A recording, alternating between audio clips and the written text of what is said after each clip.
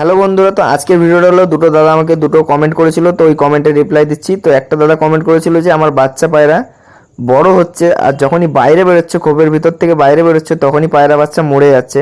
আর একটা দাদা কমেন্ট করেছিল যে পায়রা বাচ্চা সেট করবেন কিভাবে। তো এই দুটোর উপর আমি ভিডিওটা বানাচ্ছি। তো প্রথমেই বলছি যে বাচ্চা পায়রা বেরিয়ে মানে কিছুদিন ঘোরাফেরা করার পরই বাচ্চা পায়রা মরে যাচ্ছে, তো এটার উপর প্রথমে বলছি। তো এই ক্ষেত্রে কী হয়, প্রথমেই যদি আপনার এই ভুলগুলো করেন তাহলে কিন্তু পায়রা বাচ্চা এরকম বড় হতে গিয়েই মরে যাবে। মানে বাড়িতে দেখবেন বাচ্চা পায়রা হচ্ছে, ওই বাচ্চাগুলো সব মরে যাচ্ছে। তো এটা কিসের জন্য হচ্ছে? তো প্রথমে আপনার যদি এই ভুলটা করেন যে ধরেন এক সেটের বাচ্চা, মানে ধরেন এই যে দুটো নিচে বাচ্চাগুলো বসে আছে ওগুলো হলো এক সেটের বাচ্চা। এই সেটের বাচ্চা যদি আপনি বাচ্চা তোলেন তাহলে এই বাচ্চা কিন্তু বেশি দিন বাঁচে না। মানে এর মধ্যে ক্যালসিয়াম মানে সব কিছুর দিক থেকে কমই থাকে এর মধ্যে। আর এইসব বাচ্চা পায়রা যেসব এক সেটের বাচ্চা হয় তাদের যদি আপনি বাচ্চা তোলেন, ওই সব বাচ্চা দেখবেন মানে রোগ খুব তাড়াতাড়ি লেগে যায় আর ছোটোবেলায় মরে যাওয়ার চান্স বেশি থাকে। এদের ডানা ফানা কুঁকড়ে যায় আর সব কিছুর দিক থেকে সমস্যা হয়ে যায়। মানে একটু উল্টোপাল্টা খেলেই কিন্তু এই বাচ্চাগুলো মরে যায়। মানে যখনই খোপ থেকে বেরোয় তখনই যদি একটু উল্টোপাল্টা খাবার খায় তাহলে কিন্তু মরে যায়। আর দুই নম্বর হলো যে পায়রার মধ্যে এমন কোনো জিনিস আছে মানে খোপের মধ্যে, সেই জিনিসটা খাওয়াতে বাচ্চা পায়রা কিন্তু অসুস্থ হয়ে মারা যাচ্ছে। মানে খোপের মধ্যে এমন কোনো ভাইরাস হয়ে গেছে, হয়তো দেখবেন অতিরিক্ত আরশোলা হয়ে গেলে, অতিরিক্ত পোকা হয়ে গেলে, অতিরিক্ত মানে নোংরা থাকলে ওইসব খোপের বাচ্চা কিন্তু একটাও বাঁচে না। আপনার খোপগুলো সবসময় পরিষ্কার রাখতে হবে যেন খোপের মধ্যে কোনো নোংরা না থাকে। আর এই জিনিসগুলো আপনার খেয়াল রাখতে হবে যেন আরশোলা ফারশোলা এসব জন্য বেশি না হয়ে যায়। আর একটা জিনিস কী হতে পারে, আপনার বাড়িতে এমন কোনো জিনিস আছে যেগুলো হয়তো পায়রা খাচ্ছে, মানে আপনার ধরেন ছাদে বা মাটিতে যেখানে হোক পায়রা পোষেন, তো সেখানে হয়তো কোনো বালি বা ইট বা মানে যে কোনো জিনিস নোংরা আছে, ওই জিনিসটা খেয়ে পায়রা কিন্তু ইনফেকশান হয়ে যাচ্ছে, মুখে ঘা হয়ে যাচ্ছে, পেটে ইনফেকশান হচ্ছে বা পায়খানা আটকে যাচ্ছে। এরকম নোংরা জিনিস খেলে কিন্তু পায়রা মানে আপনার বাড়িতেই এমন কিছু আছে যেটা আপনার পায়রা খেয়ে মানে হজম করতে পারছে না, পায়রা ওখান থেকে মানে আনফিট হয়ে পায়রা মরে যাচ্ছে বাচ্চা পায়রাগুলো।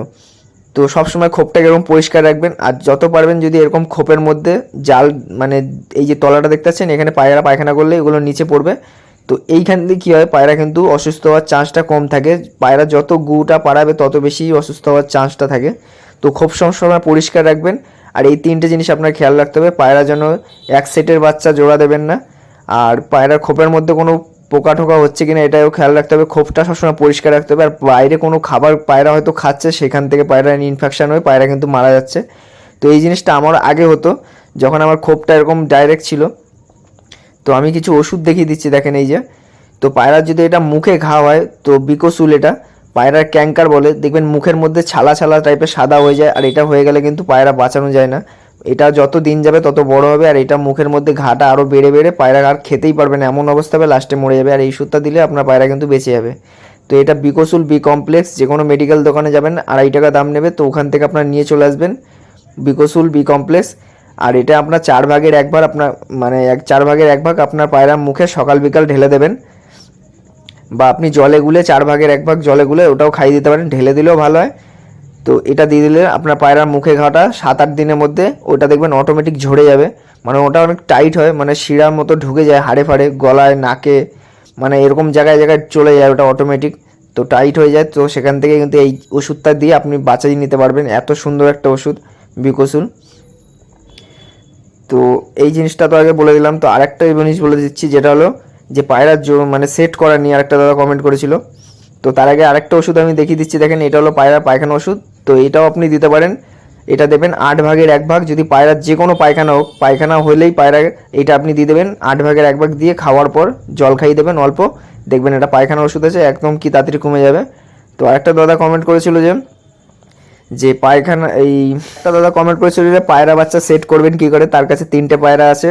তো আরও 3টে পায়রা ম্যাডাস পায়রা নিয়ে এসছে বাচ্চা পায়রা। তো বাচ্চা পায়রা সেট করতে গেলে যদি বাচ্চা পায়রার নজর ভালো হয় তাহলে কিন্তু বাচ্চা পায়রা সেট করতে বেশি অসুবিধা হয় না।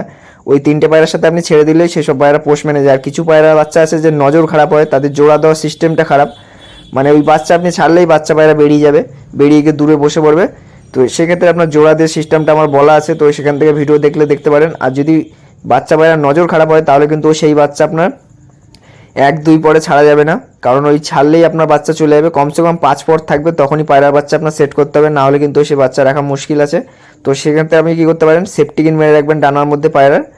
তারপরে যখন পায়রা 4-5 পর হয়ে যাবে তখন পায়রা অনেকটা শেয়ানা হয়ে যাবে, যা হোক আপনার বাড়ির থেকে পায়রা বাচ্চা যাবে না, সেটা আপনার খাঁচার মধ্যে আটকে রাখতে হবে, পায়রার খোপের উপর মানে একটা যে কোনো উঁচু জায়গায় রাখতে হবে, সেখান থেকে পায়রাটা সবসময় দেখবে যে এটা আমার বাড়ি।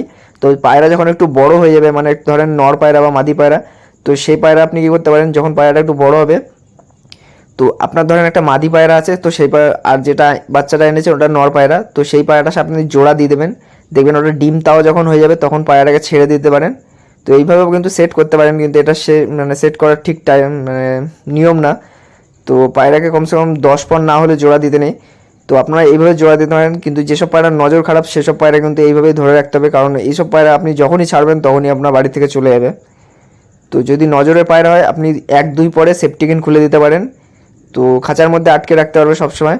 আর কিছু পায়রা এমন রাখতে হবে যেগুলো অল্প হাইট থেকে ওড়ে, প্রথমেই যখন ওড়াবেন তখন ওই পায়রার সাথে উড়াবেন যে পায়রা কম ওড়ে, বেশি যেগুলো ওড়ে সেগুলো কিন্তু ওর সাথে ছাড়লে কিন্তু পায়রা উপরে উঠে দূরে চলে যাবে। তো ভালো পায়রা পুষলে কিন্তু নজরের আপনার জোড়া দেওয়ার মানে অসুবিধাই হবে না, পায়রা আপনি বাচ্চা ছেড়ে রাখলেই সেট হয়ে যাবে, আর বাচ্চা পায়রা সেট